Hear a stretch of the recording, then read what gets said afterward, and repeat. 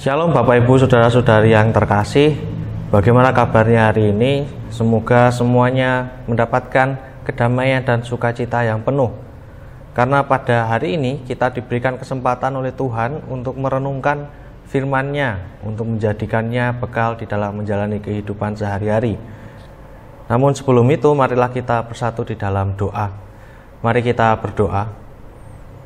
Allah yang Maha Kasih, kembali kami datang ke hadirat-Mu mengucapkan syukur karena Engkau telah memberkati kami, karena Engkau telah melindungi kami di dalam setiap langkah hidup kami.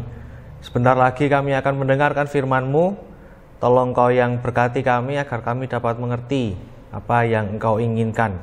Di dalam nama Yesus Kristus kami berdoa, amin. Bacaan kita pada hari ini terambil dari Ayub pasal yang ke-10 ayat 1 sampai ayat yang ke-10.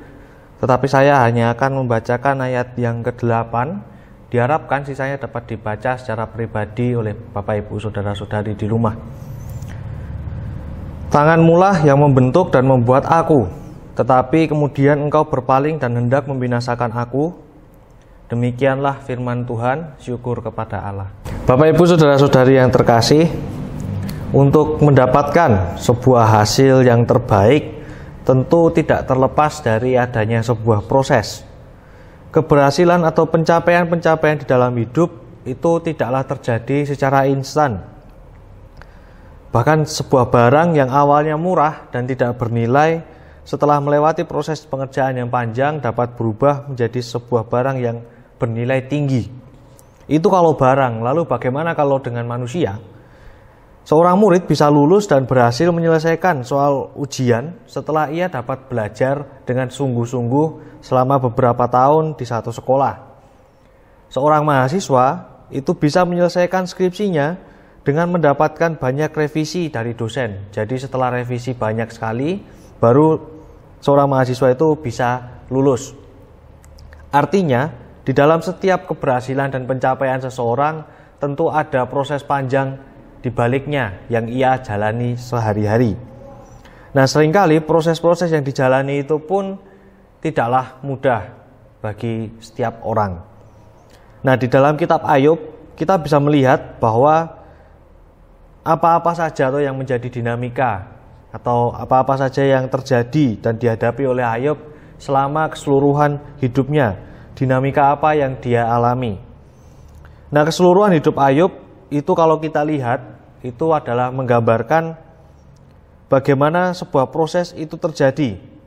Salah satunya adalah saat Ayub mempertanyakan apa maksud Allah. Seperti bacaan kita pada hari ini, Ayub mempertanyakan kenapa toh Allah melakukan ini semua kepada Ayub, apa yang ia rencanakan di dalam Ayub. Nah, seringkali kita menjadi seperti Ayub. Ketika kita mengalami pergumulan, ketika kita mengalami permasalahan, kita mempertanyakan lagi, apa maksud Tuhan? Kenapa Tuhan melakukan ini semua kepadaku? Apa yang engkau rencanakan sampai engkau dengan tega memberikan pergumulan ini? Nah, untuk menjawab pertanyaan-pertanyaan itu tentu tidak ada jawaban yang pasti. Karena tidak ada yang mengetahui dengan pasti apa rencana Allah ke depan untuk hidup kita. Tetapi ada satu hal yang pasti, yaitu bahwa kita sedang berada di dalam proses untuk menjadi manusia yang lebih baik. Ketika kita mengalami sebuah pergumulan, itu sebetulnya kita sedang diproses oleh Tuhan. Kita sedang dibentuk oleh Allah. Dan Allah mengizinkan itu semua terjadi di dalam hidup kita. Karena Allah sudah mengizinkan itu semua terjadi untuk kita, sudah pasti ada satu hal lain, hal baik yang sedang disiapkan oleh Allah. Nah, tugas kita adalah dengan taat dan tekun menghadapi pergumulan yang kita lalui dan memahami bahwa setiap permasalahan dan pergumulan kita itu adalah bagian dari proses. Marilah kita memahami bahwa setiap proses yang diizinkan oleh Allah itu terjadi untuk menjadikan kita semakin indah di matanya. Oleh karena itu, marilah kita mencintai setiap proses pembentukan yang dilakukan oleh Allah. Proses kehidupan akan berjalan dengan baik apabila kita mau menerima, menjalani, dan mencintai setiap proses yang diberikan Allah ke dalam hidup kita. Tuhan memberkati. Amin. Bapak Ibu Saudara-saudari yang terkasih, baru saja kita telah mendengarkan dan merenungkan firman Allah. Marilah kita berdoa sebagai bentuk tanggapan kita setelah menerima renungan dari Tuhan. Mari kita berdoa. Allah yang Maha Kasih, kami bersyukur karena Engkau telah mengingatkan kembali kepada kami bahwa setiap pergumulan yang kami alami saat ini, setiap permasalahan yang kami hadapi, itu merupakan bagian dari sebuah proses untuk menjadikan kami sebagai umat yang lebih baik lagi.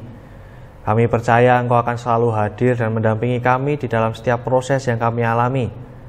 Kami percaya Engkau akan selalu menolong kami di dalam setiap kesulitan yang kami hadapi. Tolong Engkau yang berikan pula kami ketekunan dan kesabaran di dalam menjalani setiap proses yang Engkau izinkan terjadi di dalam hidup kami.